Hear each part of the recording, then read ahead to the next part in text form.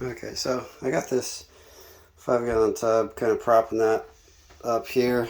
I just put this edge down. All I did was put silicone behind it, and then I basically scraped all the excess away. There's still a little bit of residual. I'll just take some toilet paper here.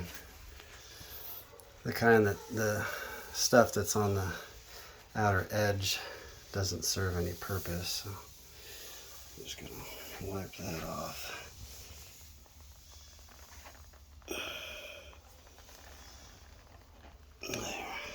put in the garbage there. Yeah, so I propped this up here because it was still kind of, it wasn't adhering, so I made sure that this quarter round can go underneath the end of that here.